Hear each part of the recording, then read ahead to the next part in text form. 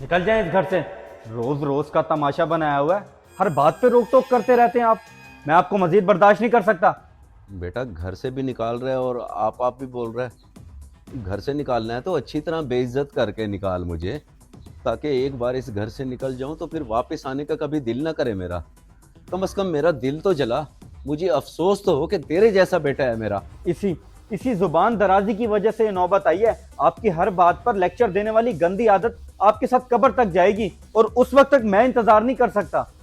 अल्लाह तुझे लंबी ज़िंदगी दे बेटा, ये बाप की दिल से दुआ है। वैसे दुनिया की तल्ख हकीकत ये है कि यहाँ आने की तरतीब है, जाने की कोई तरतीब नहीं है। तू अगर अपनी गलत हरकतों से बाज आ जा तो मुझे कोई ज़रूरत नहीं है तुझे रोक टोक करने की। फिर वही बात, चुपचाप इस घर से निकल जाओ, इससे पहले मैं सारी तमीज भूल जाऊं। चलो, ओ चलो भाई। वक्त का पहिया घूम कर वापस ज़रूर आता है बेटा। मेरी दुआ है कि वो वक्त कभी ना आए कि जब मेरी जगह पे तू हो और तेरी जगह पे तेरा बेटा। जा रहा हूँ मैं।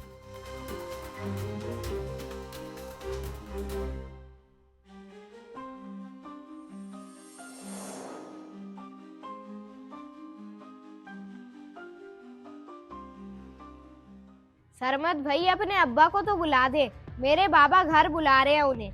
अब्बा घर पे नहीं है, वो अपनी बहन के घर खान बेला गए हैं, और पता नहीं है किस दिन तक वापसी आएंगे।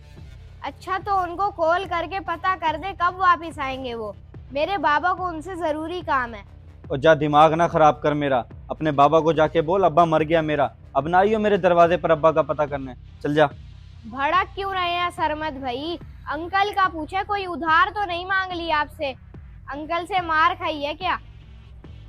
बेटा तू एक मिनट रुकता ना, तेरा मुंह तोड़ता मैं। आज के बाद मुझे नजर आना चाहिए कहीं। अब्बा से जान छुड़वाइए तो अब ये जान नहीं छोड़ रहे, लड़ गए हैं। अंकल आमिर, मैं 2-3 दिनों से देख रहा हूँ आप यहीं बैठे होते हैं, कोई परेशानी है क्या? मेरी परेशानी सुन के तुम परेशान हो जाओगे बेटा, और मैं नहीं चाहता कि मेरी वजह से तुम्हें कोई परेशानी हो। इसलिए बस यूं समझ लो कि कोई परेशानी नहीं है मुझे। बताना भी चाहते हैं और छुपा भी रहे हैं, यानी मामला काफ़ी संजीदा है। घर छोड़ दिया है क्या आपने? एक इंसान सारी ज़िंदगी मेहनत करके जो घर बनाता है, वो इंसान मरते दम तक उस घर को नहीं छोड़ता जिसकी ईंटें उसने अपने हाथों से लगाई हों।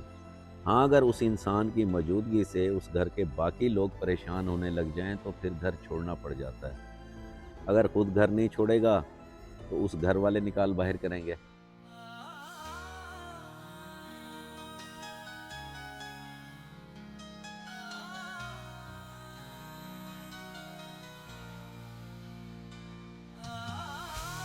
बातें तो हज़ारों है मेरे पास तुझे करने के लिए, मगर उन 1000 बातों की एक बात यह है कि मैंने तुझसे बड़ा बगैरत आज तक नहीं देखा। ओहो, क्या हो गया भाई तुझे?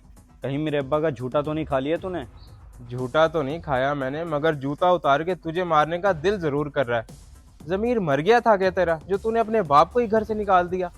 ओ हेलो, जुबान संभाल के अपने काम से काम रख तू। तुझे कोई हक नहीं है मेरे घर के मामलात में दखल अंदाजी करने का, दूर रह तू। बात अगर घर के अंदर तक रहती तो ठीक था, मगर अब मामला बाहर आ चुका है। अब दखल अंदाजी भी होगी और तेरी असलियत भी सबके सामने आएगी। लोग थू थू करेंगे तुझ पे, थू थू। सुबह शाम दिन रात की रोक टोक से तंग आ गया था मैं। हर वक्त की नसीहतें सुन सुन के दिमाग पक गया था मेरा। अगर उन्हें घर से ना निकालता तो और क्या करता। सरमद, मैंने जो तकलीफ उनकी आंखों में देखी है ना, मुझे पक्का यकीन हो गया कि तेरे साथ भी यही होगा। मक्का फाते अमल के लिए तैयार है बस तू।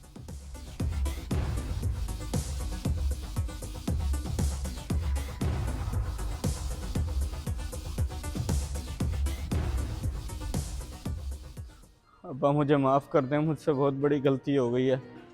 चलें उठें, घर चलें, मैं आपको लेने आया हूँ। अब्बा, अब्बा, नहीं अब्बा, अब्बा, आप ऐसे नहीं जा सकते, मुझे छोड़ के, मुझे माफ़ किए बगैर नहीं जा सकते आप। अब्बा, अब्बा।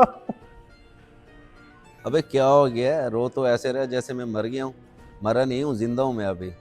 तूने तो मुझे घर से निकाल दिया था, फिर यहाँ भी सुकून से नहीं सोने दे रहा। चल दफा हो यहाँ से।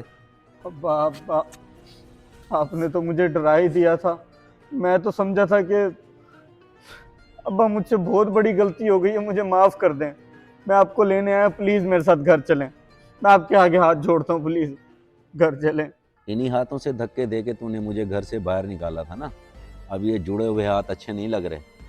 और तेरी नफरत भरी आंखों को कैसे भूल सकता हूँ मैं। अब तो इनमें नफरत की जगह शर्मिंदगी नजर आ रही है। मुझे अब्बा कहने का हक खो चुका है तू, तो फिर क्यों गिड़गिड़ा रहा है यहाँ पे? अपना अंजाम सोच के डर गया है क्या? जो कहना है घर चल के तसल्ली से कहना, मैं आपकी हर बात सुनूंगा, जितना चाहे रोक टोक कर लेना, लेकिन अभी घर चलें प्लीज।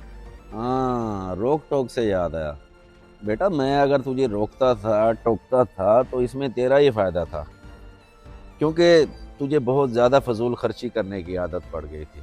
ख्वाहिशात और नफ्स का ग़ुलाम बन गया था तू। और इंसान की असल बर्बादी यहीं से शुरू होती है। अगर तू अपने आप को बदलने का वादा करता है तो फिर मैं चलता हूँ तेरे साथ घर। मैं आपसे वादा करता हूँ, जो आप कहेंगे मैं करूंगा। मर्द का बच्चा हूँ, जुबान दे रहा हूँ, पूरी भी करके दिखाऊंगा। आज पता चली है तुझे ज़ुबान की अहमियत। ज़िंदगी ज़ुबान दराजी से नहीं, ज़ुबान बंद करने से अच्छी होती है। तेरी अपनी ज़ुबान बंद करने की बात कर रहा हूँ बेवकूफ़, किसी दूसरे की ज़ुबान बंद करने की बात नहीं कर रहा। चल। अच्छा अब्बा, आपने मुझे माफ़ तो कर दिया है ना? सोच रहा हूँ कि तुझे माफ़ करूँ या ना। घर चल के ही फैसला करूँगा जो भी होगा।